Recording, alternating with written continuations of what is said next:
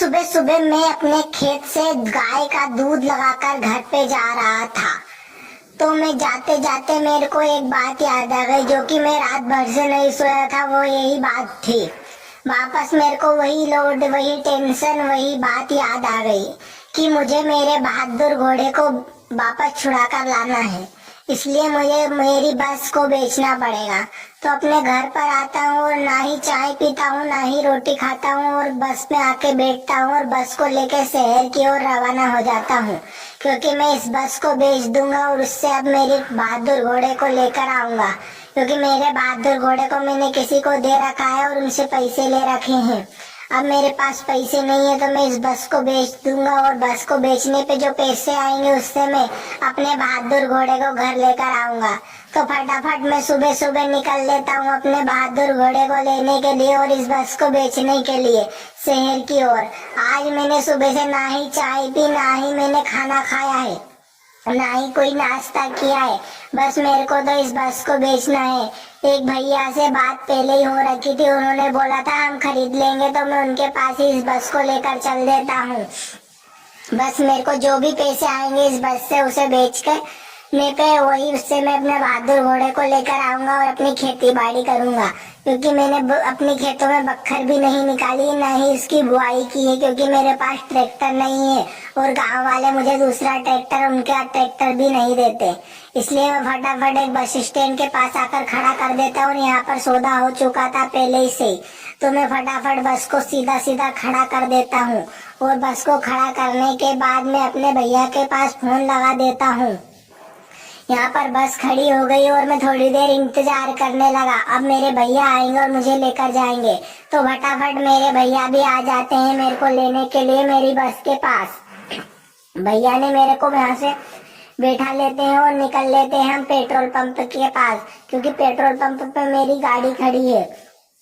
अब petrol pump के पास मैं धीरे सीधे सीधे पहुंच जाता हूँ और यहाँ पर हमारे बहादुर घोड़ा खड़ा था और इस पेट्रोल पंप वाले भैया को हमने पैसे देंगे और इनसे हम ये ट्रैक्टर लेकर जाएंगे। इनसे हमने पैसे उधार लेकर रखे थे, तो फटाफट मैं इनको पैसे दे देता हूँ और अपने बहादुर घोड़े के पास जाने लगता हूँ।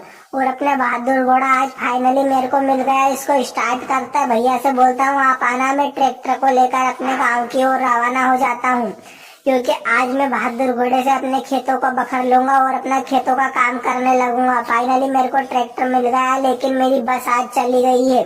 अब मैंने बस को बेच दिया, अब बस मेरे पास कभी भी नहीं आएगी।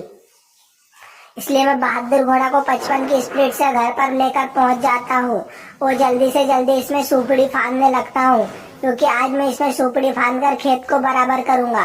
तो सबसे पहले तो मैं सुपड़ी नहीं फांदता हूँ और ये कंबाइन रहती है जो कि भूसा बनाने वाली मशीन, यानी कि वो हड़म्बा, इसको लेकर मैं वर्कशॉप पर पहुंच जाता हूं, क्योंकि घर से बहुत दिन पड़ी थी और सीजन भी आने वाला है। इसलिए मैंने सोचा पहले इसको रिपेयर करवा ली जाए। तो मैं इसको एक गांव की नजदीकी दुकान पर पटकने चला जाता हूँ, क्योंकि इसमें ब्लेड सब इसकी टूट गई है, इसलिए इसमें पत्थर आ गया था, तो इसको ठीक करवाना है।